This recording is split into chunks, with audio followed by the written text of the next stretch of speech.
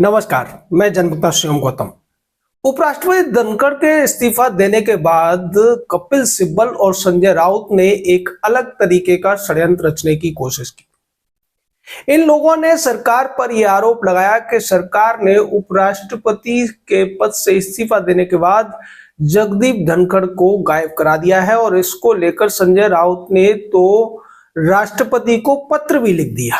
कपिल सिब्बल ने मीडिया में बयान दिया कि हमने लापता लेडीज फिल्म सुनी थी और अब लापता उपराष्ट्रपति हो गए। लेकिन अब इन सबको तगड़ा झटका लग गया है। उससे पहले जो तमाम यूट्यूबर थे, रवीश टाइप के प्रपंचकारी थे, तमाम लोग ये बातें बना रहे थे कि जगदीप धनखड़ का जब से उन्होंने इस्तीफा दिया है कुछ अता पता नहीं चल रहा है। सरकार ने उनको कहां भेज दिया, कहां छुपा दिया, क्या उनके साथ कुछ गलत हो गया या कुछ गलत किया जा रहा है, इस तरीके की बातें बनाई जा रही थी। लेकिन अब एक बड़ी खबर आ गई है। उपराष्ट्रपति पद से इस्तीफा देने के बाद जगदीप धनखड़ कहां है, इस बात का पता चल गया है। वो उसी वाइस प्रेसिडेंट एनक्लेव में ही पाए गए हैं जिसमें वो पहले रहते थे। हालांकि संजय राउत और तमाम दूसरे विपक्षी राज्यसभा सांसदों ने कहा कि हमने उनसे मिलने की कोशिश की है, हम उन्हें नहीं ढूंढ पा रहे हैं, उनसे संपर्क नहीं कर पा रहे हैं। और उनकी चुप्पी के बाद इन बातों को जोर मिल रहा था कि शायद उनके साथ कुछ गलत तो नहीं हो गया है।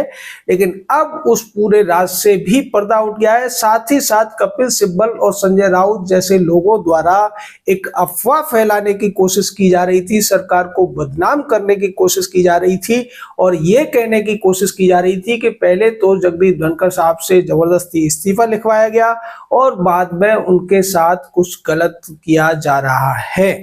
अब ये पूरी तरीके से खबर बाहर आ गई है कि वो चर्च रोड स्थित वाइस प्रेसिडेंट एनक्लेव में ही हैं और वहीं पर अभी रह रहे हैं। इसके बाद उन्हें जब दूसरा रिटायरमेंट के बाद जिस तरीके से उपराष्ट्रपति को बंगला मिलता है, टाइप 8 बंगला उन्हें मिलने वाला है, उसमें वो शिफ्ट हो जाएंगे। जिस तरीके से धनखड़ साहब ने इस्तीफा दिया था उसके बाद तमाम लोगों ने ये आशंका जताई थी कि ऐसा हुआ क्या, क्योंकि जिस तरीके जगदीप धनखड़ साहब जुडिशरी के खिलाफ, कॉलेजियम के खिलाफ आवाजें उठा रहे थे, पर बाद में हुआ ये था कि विपक्षी सांसदों ने एक साजिश के तहत उनसे एक ऐसा काम कराने की कोशिश की जो सीधे तौर पर सरकार के खिलाफ जा रहा था। दरअसल लोकसभा में जब सदन की सेशन शुरू हुआ तो उसी दिन लोकसभा में यशवंत वर्मा नाम के उस भ्रष्ट जज के खिलाफ इम्पीचमेंट मोशन का प्रस्ताव आ गया था, जिस पर 140 से ज्यादा सांसदों ने सिग्नेचर किए थे और इसमें राहुल गांधी भी शामिल थे। लेकिन वहीं दूसरी तरफ दिग्विजय सिंह और जयराम रमेश जैसे सांसदों ने राज्यसभा के करीब 50 से ज्यादा सांसदों के सिग्नेचर कराकर एक प्रस्ताव वो धनखड़ साहब को दे दिया और ये कहा कि आप इसको राज्यसभा में पहले ले आइए।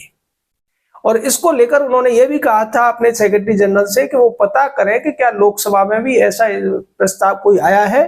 जबकि उससे पहले जो संसदीय कार्य मंत्री किरण रिजिजू हैं वो बता चुके थे कि लोकसभा में ये प्रस्ताव आ चुका है, कार्रवाई शुरू हो चुकी है, लेकिन धनखड़ साहब ने जल्दी दिखाते हुए उसको राज्यसभा में भी एक तरीके से स्वीकृत कर लिया। और यही वजह बनी कि उन्हें अपने पद से इस्तीफा देना पड़ा, क्योंकि वो विपक्ष की साजिश के शिकार होते हुए सरकार के खिलाफ ही काम करते हुए पाए गए थे। इसके अलावा दूसरी खबरें भी आई थी कि वो केजरीवाल से संपर्क कर रहे थे, वो चंद्रबाबू नायडू से संपर्क कर रहे थे, जो कि किसी भी तरीके से सरकार के हित में नहीं था।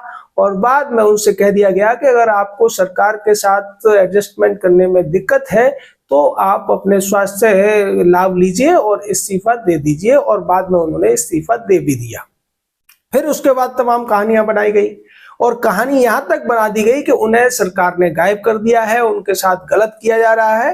लेकिन अब जो खबर आ गई है उसके बाद सिब्बल और संजय राउत के उन मंसूबों पर पानी फिर गया है जो जगदीप धनखड़ के मीडिया में रहने की वजह से सरकार को बदनाम करने की कोशिश कर रहे थे, उनके बारे में तमाम अफवाह फैला रहे थे और उनका मजाक भी उड़ा रहे थे। जैसा सिब्बल ने अगर कहा कि हमने लापता लेडीज फिल्म तो सुनी है, लापता उपराष्ट्रपति अब तक नहीं सुना था, ये किस तरीके की बातें हैं, वो दिखाती हैं कि विपक्ष के लोग जो संसद संवैधानिक पद होते हैं उन पर बैठे हुए लोगों के प्रति किस तरीके का रवैया रखते हैं। जैसे अभी पिछले दिनों प्रियंका वाड्रा ने एक बयान दिया था कि सुप्रीम कोर्ट के जज कौन होते हैं ये तय करने वाले कि कौन सच्चा भारतीय है कौन नहीं है, जबकि भारत के संविधान में अगर कुछ तय करने का अधिकार किसी संस्था के पास है तो वो सुप्रीम कोर्ट के पास ही है।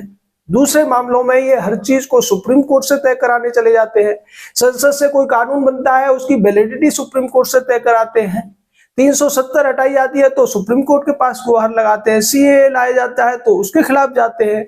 वक्फ बोर्ड का अमेंडमेंट किया जाता है तो सुप्रीम कोर्ट के पास जाते हैं। लेकिन जब सुप्रीम कोर्ट इनके अपराधों के ऊपर सवाल उठाता है, इनको डांट लगाता है, इनसे ये पूछता है कि कोई सच्चा भारतीय ऐसा नहीं कर सकता, तो फिर ये कहते हैं कि सुप्रीम कोर्ट कौन होता है।